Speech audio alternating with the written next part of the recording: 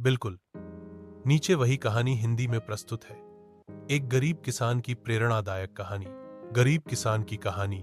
फकीर चंद एक गरीब किसान था जो भारत या बांग्लादेश के एक छोटे से गांव में रहता था। उसके पास सिर्फ 3 बीघा जमीन और एक टूटी फूटी झोपड़ी थी। वही जमीन उसके जीवन का एकमात्र सहारा थी।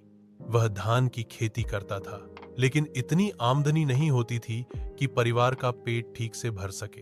हर साल जब बारिश आती तो उसका खेत पानी में डूब जाता, फसल बर्बाद हो जाती। कभी कर्ज लेकर बीज खरीदता तो कभी अपनी पत्नी के गहने गिरवी रखकर खेती करता। लेकिन उसने कभी चोरी नहीं की, बेईमानी नहीं की, बस अपनी मिट्टी को थामे रखा, उम्मीद के साथ। उसका एक बेटा था, आरिफ। वह पढ़ाई में होशियार था।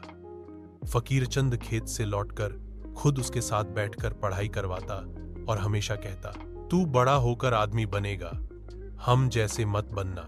फकीरचंद ने खुद भूखा रहकर भी बेटे की पढ़ाई का खर्चा उठाया।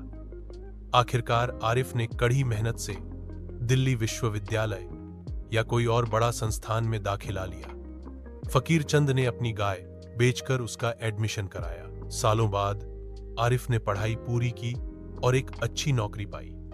वह गांव लौटा, अपने पिता की झोपड़ी को एक पक्के मकान में बदला और उनके लिए एक छोटा सा फार्म हाउस भी बनवाया।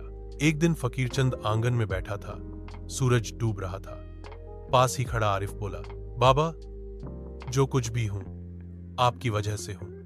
आपने कभी हार नहीं मानी, मुझे आगे बढ़ने का सपना दिखाया। फकीरचंद की आंखों में आंसू थे, लेकिन चेहरे पर सच्ची मुस्कान। वो गरीब था, लेकिन उसका दिल बहुत बड़ा था।